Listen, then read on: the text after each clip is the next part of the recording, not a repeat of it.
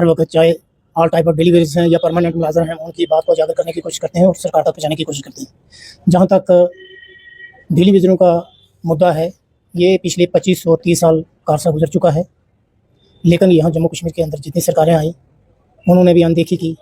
उसके बाद यहाँ एलजी एडमिनिस्ट्रेशन आई, होम मिनिस्टर तक इनकी इन्फॉर्मेशन गई कि हम आपका इशू रिजॉल्व करेंगे, लेकिन अभी तक चाहे एलजी एडमिनिस्ट्रेशन है या जो पॉपुलर गवर्नमेंट बनी है, अभी तक वो नाकाम हो चुके हैं, कोई भी ठोस पॉलिसी नहीं बना पाए।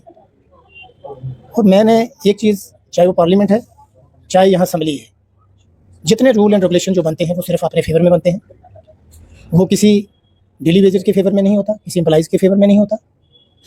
आप देख लीजिए, यहाँ 40 दिन तक यहाँ सेशन चलता रहा असम्बली के अंदर, वो अजीब एक सीन हमने वहाँ देखा है। रिलीजियस स्लोगन्स लगाए गए सर, वहाँ पर वक्त की चर्चा के लिए मांग की गई, लेकिन जब वहीं पर आप बिल लेकर आए थे उस पर किसी ने भी हामी नहीं भरी सर डिस्कशन के लिए। देखिए, हमारा मुद्दा है एम्प्लॉइज़ का।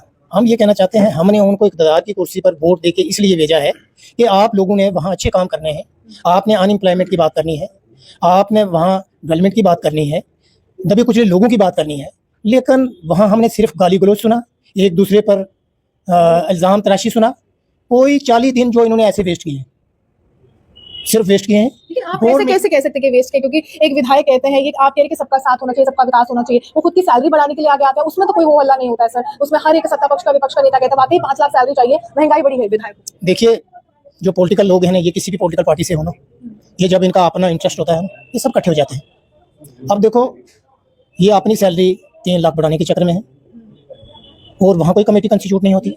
सिर्फ 25 साल में 30 साल में हमने देखा है सिर्फ कमेटियाँ बनानी, वोट वोट कहीं सामने नजर नहीं आ रही। मैं ये कहना चाहता हूँ कि इन लोगों ने सिर्फ असम्बली जो है एक दंगल बना के रखा। 40 दिन में कौन सा काम किया, कौन सा काम होगा?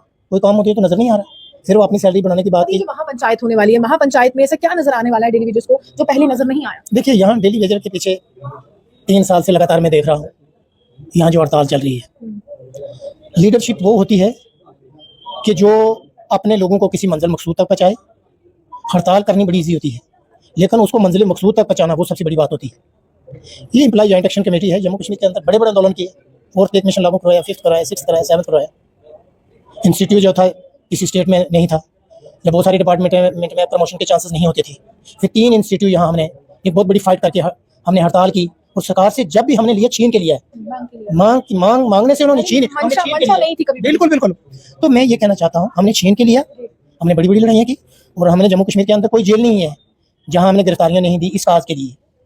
बाकी एम्प्लॉय जॉइंट एक्शन कमेटी आर जो है, ये नॉन पॉलिटिकल ऑर्गेनाइजेशन है, इसको किसी पॉलिटिकल पार्टी के साथ कोई लेना देना नहीं। बाबू हुसैन मलिक साहब, आप कह रहे हैं नॉन पॉलिटिकल है, आप एम्प्लॉइज की बात करते हैं, बिल्कुल सही है, हमने भी देखा है आप एम्प्लॉइज की बात करते हैं। जब महापंचायत में सत्ता के भी चेहरे राजनीति से जुड़े हुए आएंगे, विपक्ष के भी आएंगे, तो पॉलिटिकल मंच तो अपने आप ही बन जाएगा ना महापंचायत का। देखिए, अब देखो, हमने तो जब यहाँ हड़तालें जब किए हैं, हम अपने प्लेटफॉर्म पर किसी को नहीं आने देगा, पॉलिटिकल नहीं आने दे दिया।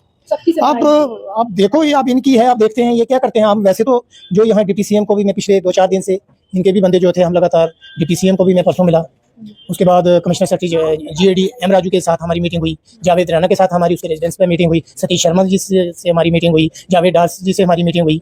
इस तरह मीटिंग आप वहाँ पर महज सूचना देने के लिए जा रहे थे या आमंत्रित करने जा रहे थे, इनवाइट करने के लिए जा रहे थे? नहीं, हम ये कह रहे हैं कि इस इशू को रिजॉल्व करो। आप रिजॉल्व के लिए जा रहे थे रादर देन इन्विटेशन के लिए?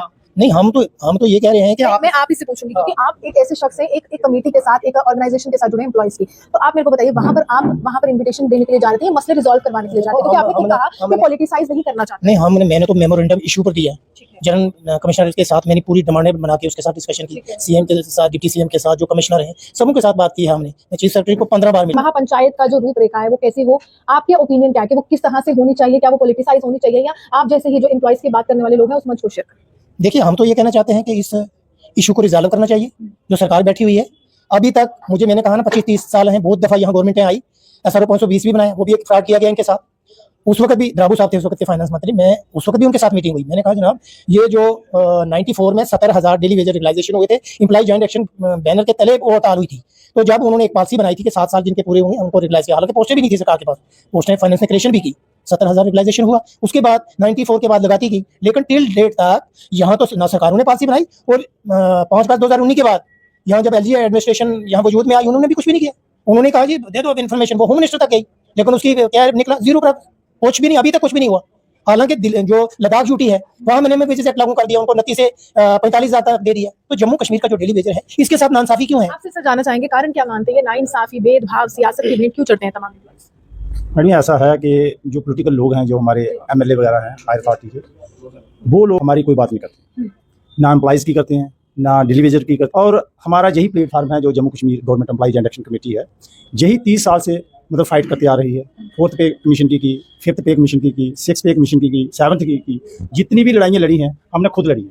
हमारी जो ऑर्गेनाइजेशन है ये सोशल ऑर्गेनाइजेशन है, हम किसी पॉलिटिकल के साथ वाबस्ता नहीं है हमारा, और ना ही हम बीच में घुसने देते। और भी आप कैसे जा रहे हैं महापंचायत में से? ऐसा है कि जो महापंचायत की आप बात कर रहे हैं वो हम लोगों ने इनवाइट नहीं किया है, वो यूनाइटेड फ्रंट ने इनवाइट किया। हम लोग समर्थन दे रहे हैं, एम्प्लॉइज एंड एक्शन कमेटी जो है वो पूरी तौर पे समर्थन दे रही है, सपोर्ट कर रही है, वो उन लोगों ने इनवाइट किया। यानी प्रोग्राम आपने शुरू नहीं किया, उन्होंने शुरू किया, आप एक हिस्सा लेने चाहते हैं। हम सपोर्ट कर रहे हैं, उनको समर्थन दे रहे हैं। जब तक उनके मसले हल नहीं होंगे हम उनको समर्थन देंगे, डेली वेजर को पूरा समर्थन, ऑल टाइप ऑफ जितने भी डेली वेजेस हैं सभी को समर्थन दे रहे हैं।